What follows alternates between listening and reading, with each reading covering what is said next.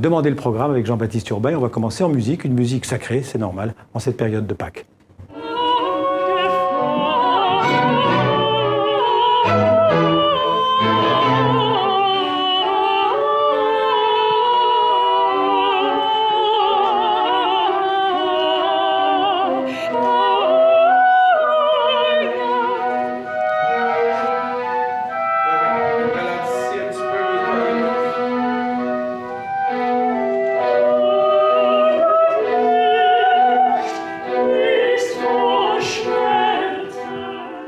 Alors tout le monde aura reconnu la Passion... Ah, peut-être pas tout le monde. Selon saint Matthieu, de Jean-Sébastien Bach. Et oui, c'est de saison, hein, parce que on est en pleine semaine sainte pour les chrétiens, la Passion qui raconte, selon l'évangéliste Matthieu, les derniers jours du Christ jusqu'à la crucifixion. Alors bah oui, c'est le moment où on joue ces œuvres sacrées un peu partout dans le monde, et notamment là, à Montréal. Les caméras de nos amis de Radio-Canada se sont glissées dans cette répétition. Ce sera demain soir le concert à Montréal, si vous nous regardez au Canada en ce moment même, avec l'Orchestre Métropolitain et cette star, ce grand gaillard, ce Québécois Yannick Nézet-Séguin, star de la direction d'orchestre. Allez, on en prend quelques notes.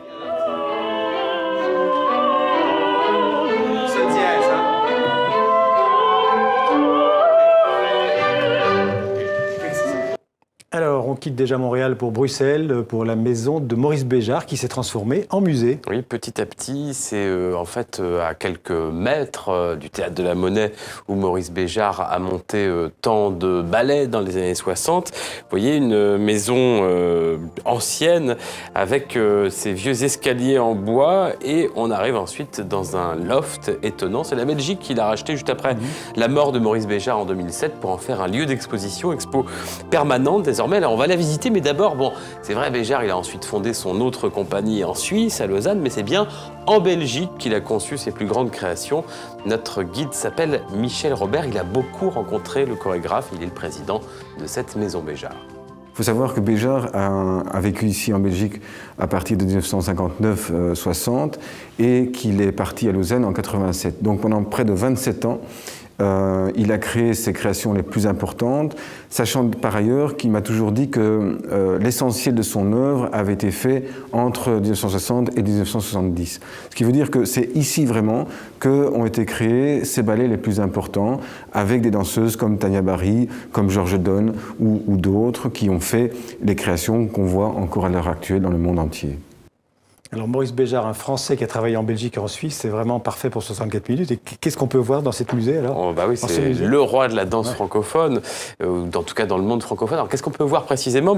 Si vous avez un peu de chance, vous allez pouvoir voir ces jeunes danseuses, on va les voir dans un instant, jeunes danseuses là en pleine répétition dans ce studio de danse où Béjart a créé. Alors le studio a un peu changé depuis les années 80, et puis au dernier étage, dans ce loft où Béjart vivait, une grande expo. Alors il y a ces documents les plus anciens, avec ici son premier contrat d'artiste, des photos de famille, et puis bien sûr énormément de photos de ballet. On suit vraiment la vie de celui qui a révolutionné la danse au XXe siècle, également la décomposition en dessin. Vous voyez, c'est toujours assez étonnant de voir ces ballets qui sont décomposés, notamment le plus célèbre sans doute, le Sacre du Printemps. Beaucoup de photos de Georges Donne, son grand danseur. Et puis vous voyez, c'est pas un musée comme les autres, parce que là il y a un escalier. C'était vraiment sa maison, ici sa bibliothèque reconstituée. On peut même voir au loin la cuisine. C'est vraiment une maison devenue un lieu d'expo, mais un lieu où il a vécu et où il habitait encore il y a moins de 30 ans.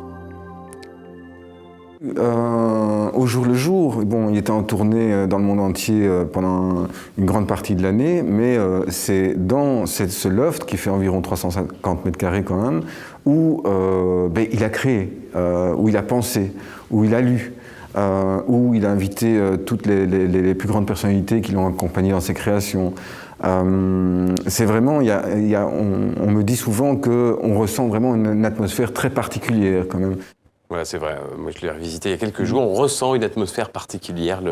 L'âme de Béjart plane dans cette maison Béjart qui est devenue un musée vivant. À Bruxelles. Merci Jean-Baptiste. À demain.